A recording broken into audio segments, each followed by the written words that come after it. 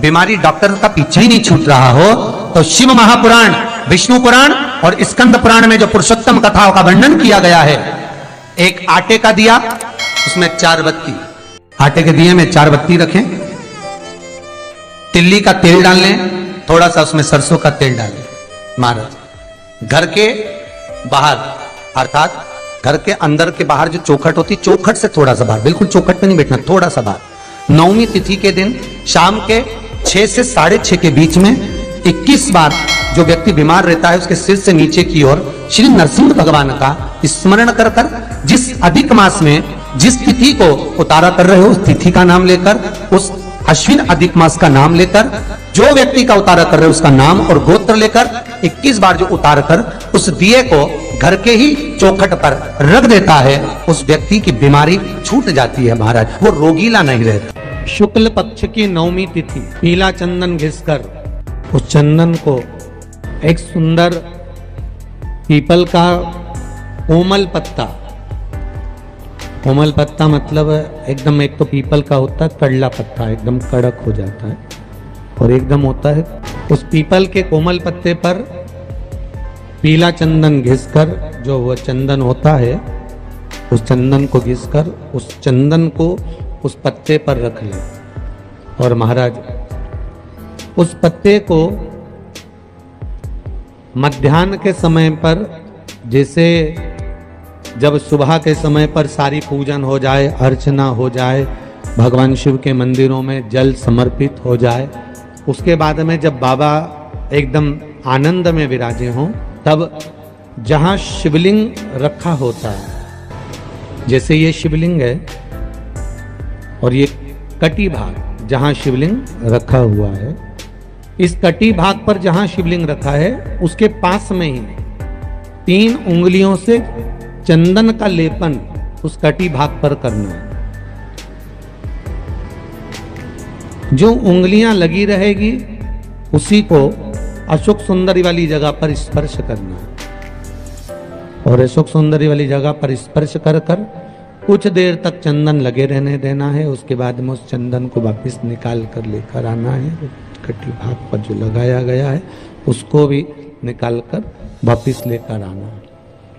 फिर बाबा का स्नान नहीं कराना है, केवल चंदन लेकर आना है, उसी पीपल के पत्ते पर रखकर एक डिब्बी में उस चंदन को आप रख लीजिए। कुछ दिन जिसकी नेत्र ज्योति कमजोर है, चश्मा लग रहा हो, श्रवण शक्ति कमजोर हो, सुनाई कम दे रहा हो, उसके कंठ से इस ठोड़ी तक उस चंदन का तिलक लगाना प्रारंभ कर दीजिए और नेत्रों के नीचे थोड़ा सा वो चंदन लगाना प्रारंभ कर दीजिए। लगभग 20 से 22 दिन तक आप उसका प्रयोग करिए और एक रुद्राक्ष का जल शिव को समर्पित कर कर उस जल का आचमन करना प्रारंभ कर लीजिए। लगभग 22 दिन लगेंगे। धीरे धीरे फिर जाकर डॉक्टर को जांच करा लेना, नेत्र की ज्योति बढ़ना प्रारंभ हो गई। पर विश्वास के साथ में, भरोसे के साथ में, क्योंकि सबसे मूल अगर कुछ है तो विश्वास मूल है। बीमारी डॉक्टर का पीछा ही नहीं छूट रहा हो तो शिव महापुराण, विष्णु पुराण और स्कंद पुराण में जो पुरुषोत्तम कथाओं का वर्णन किया गया है, एक आटे का दिया, उसमें 4 बत्ती, आटे के दिए में 4 बत्ती रखें, तिल्ली का तेल डाल लें, थोड़ा सा उसमें सरसों का तेल डालें। महाराज घर के बाहर अर्थात घर के अंदर के बाहर जो चौखट होती, चौखट से थोड़ा सा बाहर, बिल्कुल चौखट पे नहीं बैठना, थोड़ा सा बाहर, 9वीं तिथि के दिन शाम के 6 से 6:30 के बीच में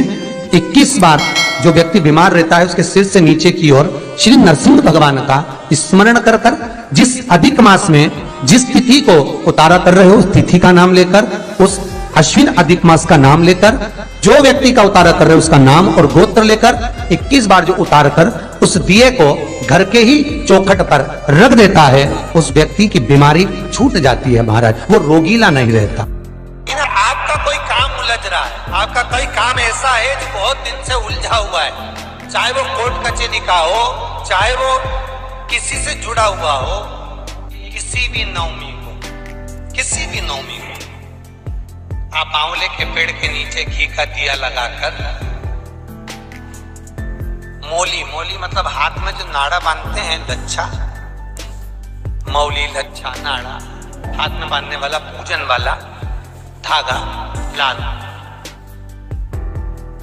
घी का दिया लगाकर 5 परिक्रमा आंवले के वृक्ष की कर लीजिए और परिक्रमा कर धागे को वहीं पर छोड़कर थोड़ा सा धागा और अलग से लेकर किसी टहनी पर उसको कामना कर बांध दीजिए। महाराज